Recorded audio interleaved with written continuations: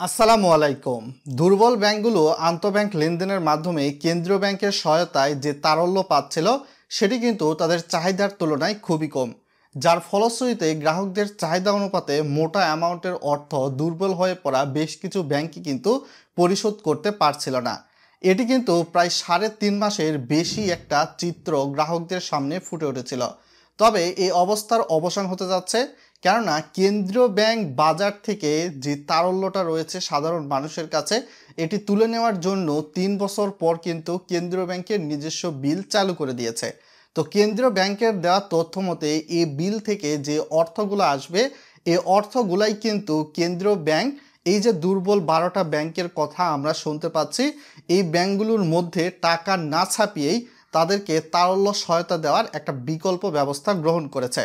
বিস্তারিত জানতে ভিডিওটা সম্পূর্ণ কন্টিনিউ করুন। ভিডিওটা লাইক করে আপনার মূল্যবান একটা মতামত ভিডিওর কমেন্ট বক্সে লিখে জানাতে ভুলবেন না। 4টি ব্যাংকে অর্থ সংকট কাটিয়ে উঠতে প্রায় 25,500 কোটি টাকার তহবিল বা তারল্য সহায়তা অর্থ ধার চেয়েছে ক্যাশ টাকা। কেন্দ্রীয় ব্যাংক 15 থেকে 18,000 কোটি টাকার তারল্য সহায়তা দিবে বলে মনে করা হচ্ছে। তো এর মধ্যে এস আলমের সাথে কাজ করার নির্দেশও কিন্তু প্রদান করা হয়েছে। বিশেষ করে ব্যক্তি হয়তো বা কোনো ধরনের 2 নাম্বারই করেছে, কিন্তু কোম্পানিগুলোকে তো বাঁচিয়ে রাখতে হবে, কেননা কোম্পানিতে কিন্তু অনেক সাধারণ মানুষ বা কর্মী যারা রয়েছে তারা কিন্তু খেটে খায়। তো কোন কোন ব্যাংক কত কোটি টাকা তারল্য সহায়তা চেয়েছে? এখানে ফার্স্ট সিকিউরিটি ইসলামিক ব্যাংক প্রায় 7,900 কোটি টাকার তারল্য সহায়তা চেয়েছে। তারা কিন্তু এই 3 মাসের ব্যবধানে অলমোস্ট হয়তো বা 1,000 কোটি টাকার মতো তারল্য সহায়তা পেয়েছে, যেটা চাহিদার তুলনায় খুবই নগণ্য। ঠিক same to same national bank প্রায় 7,000 কোটি টাকার তারল্য সহায়তা চেয়েছে। তারা কিন্তু অলমোস্ট এই ব্যাংকটি খুবই অল্প পরিমাণ টাকার কিন্তু তারল্য সহায়তা পেয়েছে, প্রায় 800 কোটি টাকার। এছাড়াও কিন্তু ফার্স্ট সিকিউরিটি ইসলামিক ব্যাংকের কথাও আমরা শুনতেছি, গ্লোবাল ইসলামিক ব্যাংক এবং ইউনিয়ন ব্যাংকও। তো যে সকল ব্যাংকে চরম তারল্য সংকট, এগুলোর মধ্যে ইউনিয়ন ব্যাংক, ফার্স্ট সিকিউরিটি ইসলামী ব্যাংক, এক্সিম ব্যাংক, সোশ্যাল ইসলামী ব্যাংক, এগুলোর নাম তো আপনারা ইতিমধ্যে অনেকেই জানেন। তো আমানতকারীদের অর্থ ফেরত পাওয়ায় সরকারের যে নতুন উদ্যোগ, যে বিষয়টা আমি আপনাদের সঙ্গে শেয়ার করতেছি, এমন পরিস্থিতিতে অর্থ সংকটে থাকা ব্যাংকগুলো যাতে আমানতকারীদের পাওনা অর্থ ফেরত দেওয়ার পাশাপাশি নতুন ঋণ বিতরণ করে গ্রাহকদের আস্থা অর্জন করতে পারে, সেজন্য বাংলাদেশ ব্যাংক থেকে প্রত্যক্ষ সহায়তা দেওয়ার উদ্যোগ নিয়েছে সরকার। অর্থাৎ সরকার গ্রাহকদের হয়তোবা কিছুটা হলেও অনুভূতি বুঝতে পেরেছে এখন।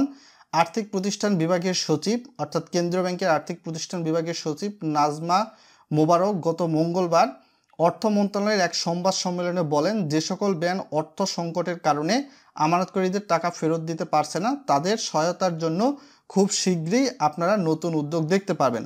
অর্থাৎ যেটা বলা হচ্ছিল, কেন্দ্রীয় ব্যাংকের পক্ষ থেকে বিল ছাড়া হচ্ছে, যারা হয়তোবা বিলগুলা ক্রয় করবে এই অর্থগুলা কেন্দ্রীয় ব্যাংক বাজার থেকে তুলে নিয়ে এই ব্যাংকগুলোর মাঝে বিতরণ করবে। তবে যারা বিল ক্রয় করবে পরবর্তীতে মেয়াদ শেষে নগদায়ন করবে তাদের টাকা পয়সা নিয়ে ভাবতে হবে না, এটা কেন্দ্রীয় ব্যাংক নিয়েছে, কেন্দ্রীয় ব্যাংকের দেওয়ার বিষয়, আর কেন্দ্রীয় ব্যাংক আপনাকে যে কোনো সময় পরিশোধ করবে। আলোচিত 4টি ব্যাংক সহ অন্তত 12টি ব্যাংক আওয়ামী লীগ আমলের বিভিন্ন ঋণ জালিয়াতি অনিয়মের কারণে চরম তারল্য সংকটে রয়েছে। এর মধ্যে এস আলমেরই প্রায় 8টা ব্যাংক।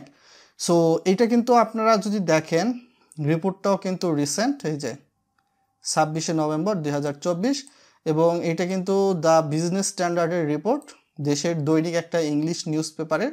All rides. তো এই প্রক্রিয়ায় কিন্তু কেন্দ্রীয় ব্যাংক ইতিমধ্যে ব্যবস্থা গ্রহণ করতে শুরু করেছে, এবং আমি কিন্তু আপনাদের সামনে বেশ কিছু ইনফরমেশান যথাযথ ডকুমেন্টস সাপেক্ষে কিন্তু দেখিয়ে দেওয়ার চেষ্টা করেছি।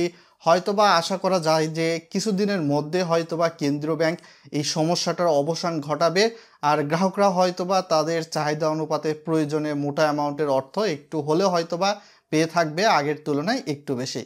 সো আশা করি বিষয়টা বুঝতে পেরেছেন। সকলে ভালো থাকবেন। চ্যানেলে নতুন হলে সাবস্ক্রাইব করে দিবেন এরকম ইনফরমেটিভ ভিডিওর আপডেট যাতে আপনার কাছে অতি সহজেই পৌঁছে যায়।